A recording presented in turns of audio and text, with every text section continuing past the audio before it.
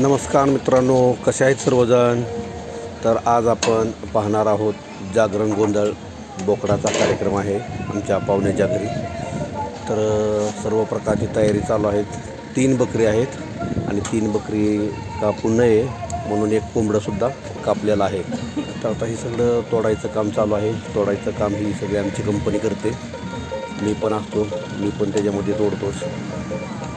तर हे आपले सिद्धेश्वर साळुंके आप्पा आमचे, त्यांचं घर आहे धाराशिवमध्ये आणि त्यांच्या मुलाचं लग्न झालेलं आहे आणि तो देवकऱ्याचा कार्यक्रम त्यांनी आज ठेवलेला आहे. तर बघू शकता आता 2 बकरं कापायला चालू आहेत. हे मी तोडतोय. पलीकडे आणखी एक बकरं बांधलेलं आहे.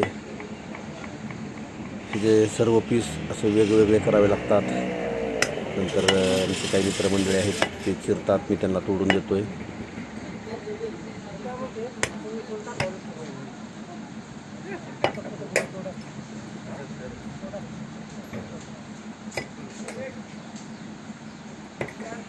मस्त गप्पा मारत आमचं तोडणं चालू असतं. प्रत्येकजण आपली जबाबदारी असते, जबाबदारीनं काम करतो.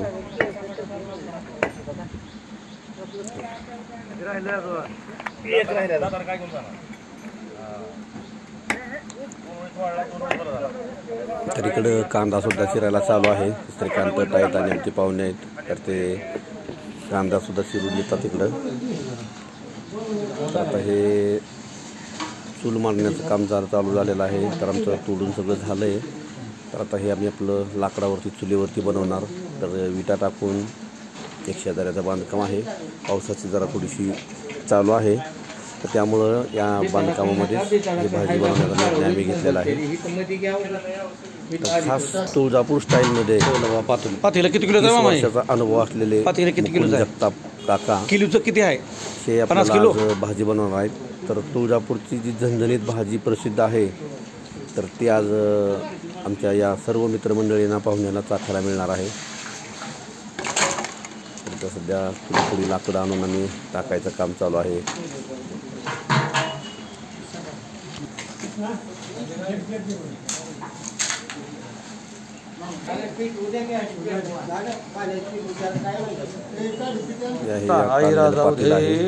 साधारणतः 30 ते 40 किलोचं पातेल आहे. शिजवण्याची क्षमता त्याच्यामध्ये. 3 बकरे आहेत, तर 36 किलो ते 35 किलो मटण नक्की. पावसामुळं थोडंसं सरपण आहे, तर त्यामुळं ते पोतळं टाकून आपलं भिजवत आहे. हे आलं आपलं 35 किलो बकऱ्याचं मटण. 3 बकऱ्याचं मटण. हळू या 15 तरी 45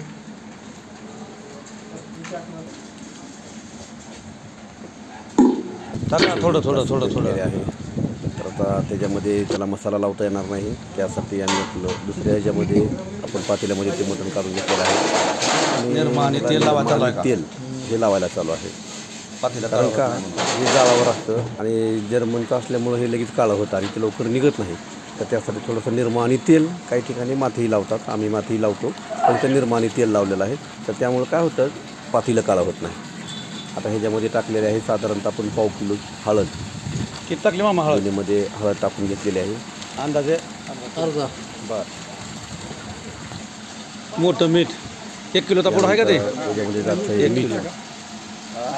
साधारणतः मोठं मीठ आहे. 1 किलोच्या आसपास मीठ आहे. इकडं अर्धा किलो आणि तिकडं अर्धा किलो असं दोन्ही ठिकाणी टाकायला चालू आणि कालवायला चालू आहे. ते सर्व असं मिक्स हळद आणि मीठ लावून सोडायला चालू आहे. हळदी मीठ चांगला लागलाय, मस्त जाळ लागलाय. नंतर धना पावडर, कोथिंबीरची पेस्ट. कांदा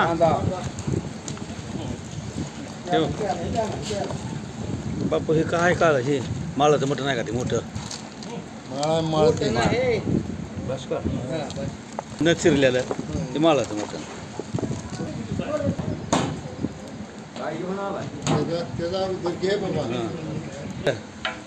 जिगरी आहे का? हे बाळासाहेब हे घेऊन आले मांद एका टोपल्यामध्ये आणि जिगरी हे हाताडी पारडी. तर तेल टाकलेलं आहे मामाने. तेल किती आहे? मामाच्या हिशोबाप्रमाणे साधारणतः 15 ते 16 किलो तेल ह्याच्यामध्ये ओतलेला आहे. 15 लिटर डब्बा आहे हा. पहिला एक अर्धा डब्बा ओतलेला आहे आणि हा पूर्ण फ्राय डब्बा आहे. तर 300 ते 350 लोकांसाठी हा जेवणाचा प्रस्ताव बनतोय. तर त्यासाठी 17 ते 18 किलो तेल हे तुळजापूर स्टाईलमध्ये भाजी बनवताना मामाने वापरलेलं आहे. इकडं पाणी गरम करण्यासाठी ठेवलेलं आहे. कोथिंबीर, अद्रक लसूणची पेस्ट, सर्व प्रकारचे मसाले पेस्ट करून आणलेले आहे. इथं पुदिना चटणी, वारा असल्यामुळं थोडंसं जाळ पेस्ट मागपुडी होतोय, लागत नाही आणि पातेलं लवकर गरम होत नाही. तर तोपर्यंत आपण अद्रक लसूणची पेस्ट याला लावून घेतोय. कोथिंबीरची आणि अद्रक लसूणची पेस्ट. पुदिना चटणी आहे का ती? बरं, पुदिना चटणी आणि कोथिंबीर ऐकलाय का? तेलामध्ये टाकण्यापेक्षा जर समजा आपण असं मटणाला लावून घेतलं तर ते करपत नाही आणि चवीला पण सर्व मटणामध्ये मिक्स मॅरिनेट चवीला पण एकदम आळणी जरी आपण खाल्लं तरी चवीसाठी सुद्धा एकदम उत्तम होतं. आणि देवकऱ्याची भाजी म्हणजे काय विषयच नाही, चव ही चव राहणारच. आणि त्यातून तुळजापूर स्टाईलमध्ये मामा भाजी करणार आहे. खास तर्रीवाली कडक एकदम. तर रमेश काका आहेत, तेल तापले का नाही चेक करतायत. तर थोडासा कांदा टाकून बघतायत. थोडंसं कच्चा आहे त्यामुळे थोडं थांबावं लागेल. तेल तापलेलं आहे आणि आपण हा कांदा साधारणतः 7 ते 8 किलो कांदा आहे बारीक कापलेला. तर हा आपण तेलामध्ये टाकलेला आहे आणि साधारणतः अर्धा घंटा तरी वेळ लागेल नक्कीच हा कांदा गरम होण्यासाठी, कारण आता तेल पूर्ण आणखी गार होतं. तर मित्रांनो, हे जे गावाकडं बनवलं जातं ह्याचा आनंद एक वेगळाच असतो. हे मुकुंद मामा आहेत, हेच आजची भाजी बनवतात, आचार्य आहेत. सर्व नातेवाईक येतात, आप्तेष्ट मित्रमंडळी असतात. राम राम. त्यामुळं एक आनंददायी वातावरण अशा कार्यक्रमामध्ये असतं. लांबून लोक येतात, त्यांचीही सोय करणं गरजेचं असतं. हे आहे चरबी. तर आता तेल आपलं तापलेलं आहे, कांदा पण तळलेला आहे. त्याच्यावर टाकतो आपण मांद आणि मांद टाकलं सुद्धा आणखी आपल्याला साधारणतः 15 ते 20 मिनटं वाट बघावी लागणार आहे.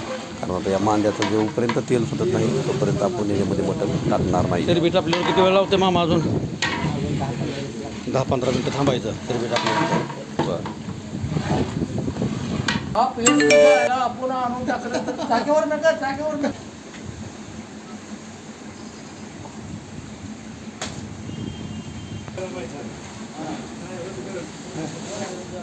पावसाचं चालू झालं वातावरण, त्यामुळं साईडला तळवट लावावं लागेल.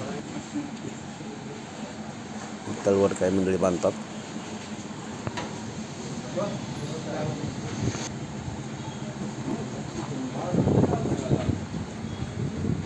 आता अर्धा तास होतं याला आपण सर्व मसाले लावून ठेवलेत मॅरिनेट करण्यासाठी.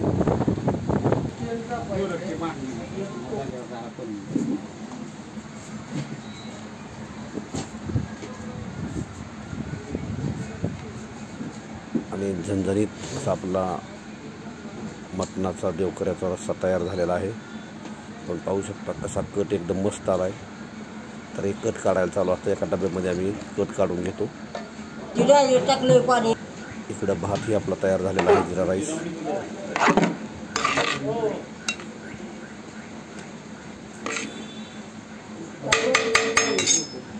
आणि आपलं साईडचं पातेलं आहे त्याच्यामध्ये आपण सुक्कं काढून ठेवलेलं आहे.